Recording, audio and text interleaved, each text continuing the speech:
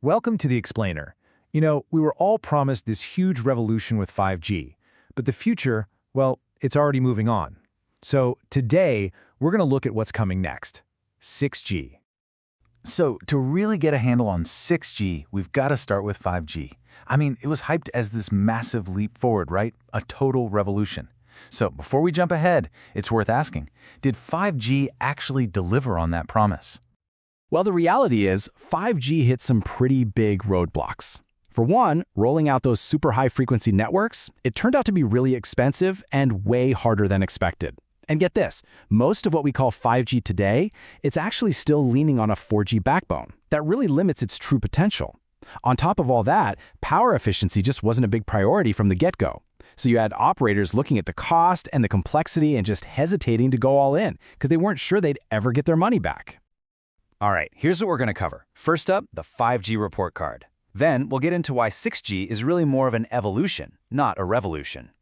We'll look at the engine that makes it tick, how it uses spectrum smarter, and then get into the really cool stuff. New frontiers like sensing and satellites, and finally, the AI that's going to power the whole thing. So yeah, every single one of those challenges 5G faced, it's now a lesson for 6G. See, this isn't about throwing everything out and starting over. It's about learning from the past to build a way smarter future.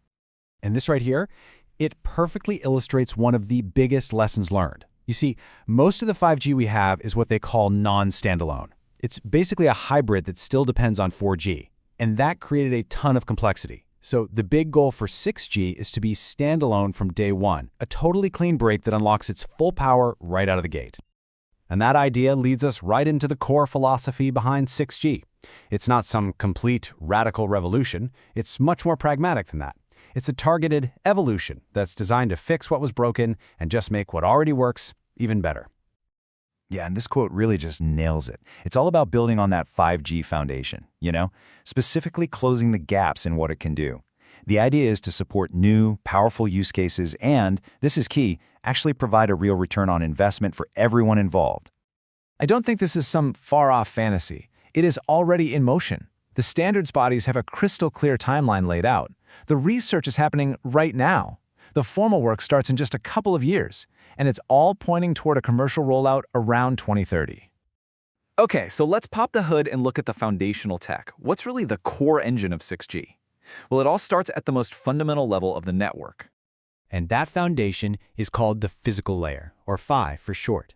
You can just think of it as the physics of the network, how signals are actually sent and received. Everything, and I mean absolutely everything in a wireless network is built on top of this layer. And for 6G, it's getting some really critical upgrades. This visual is a great way to think about it. If the whole network is like a city, then the Phi is the entire road system. It's the asphalt, the traffic lanes, the overpasses. It's the infrastructure that all the data packets have to travel on. So instead of ripping up that entire highway system and starting over, 6G is largely going to use the same fundamental waveform as 5G. It's called OFDM.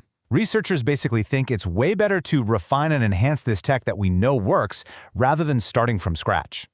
The only exception would be if a brand new capability, like sensing, absolutely required a totally new waveform. Okay, so building on that foundation, the next big evolution for 6G is all about how it uses the radio spectrum. And it's not just about finding more spectrum, it's about being way smarter, greener, and more efficient with the spectrum we already have. So a huge part of the strategy is moving into a new frequency neighborhood, which they're calling FR3. This is the upper mid-band spectrum, think roughly 7 to 24 gigahertz. And it offers this perfect sweet spot. You get that wider bandwidth for a ton more capacity, but without the really extreme range problems you see with 5G's highest frequencies. But there's a catch with those higher frequencies. The signals just don't travel as far. The solution? Simple. More antennas. Lots more. 5G introduced a concept called Massive MIMO. Well, 6G is taking that to a whole new level with something researchers are literally calling gigantic MIMO. We're talking much larger, more complex antenna arrays that create these super-focused beams to boost both signal strength and coverage. And here's another really smart solution. To help operators transition smoothly, 6G is going to use a technology called multi-rat spectrum sharing, or MRSS. Basically, it lets 4G, 5G, and 6G all play nicely together in the same slice of spectrum, and it does it way more cleanly than was ever possible before.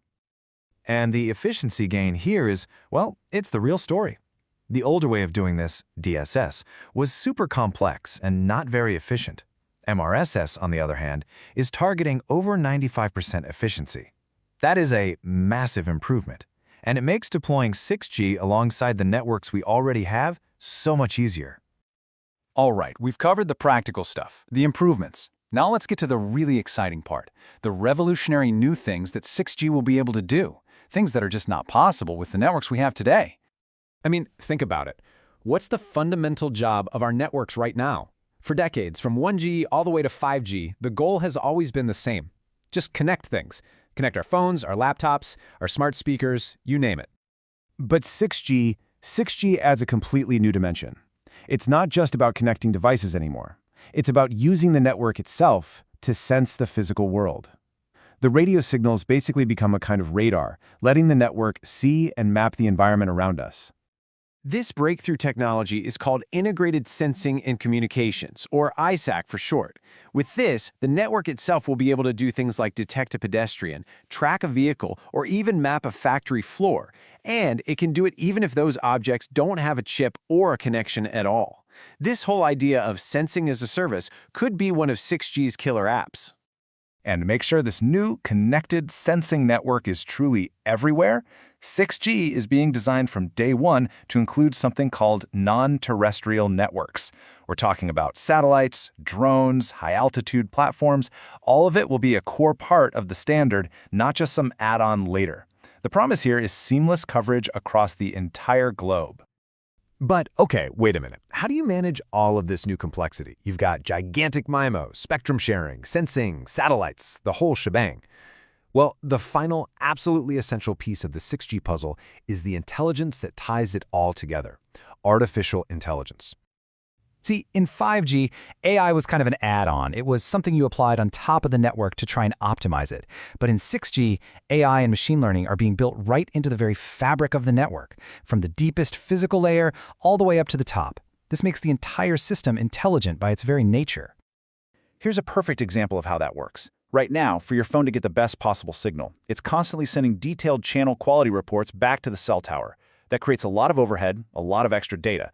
With 6G, an AI on your phone could compress all that complex information down to its bare essence, send just that tiny little packet, and then another AI at the tower could perfectly reconstruct the full picture. You end up saving a ton of power and bandwidth. And really, that brings us to the ultimate takeaway here. 6G is not just a faster 5G. It's not just an incremental step. It is a fundamental convergence. It's the moment where communication, sensing, and artificial intelligence all finally merge into a single, incredibly powerful, unified platform. So that leaves us with one final thought to chew on. For decades, we've been building a network to connect everything. But 6G marks the beginning of a network that can also sense every object. So when you think about that profound shift, what incredible new possibilities will we create?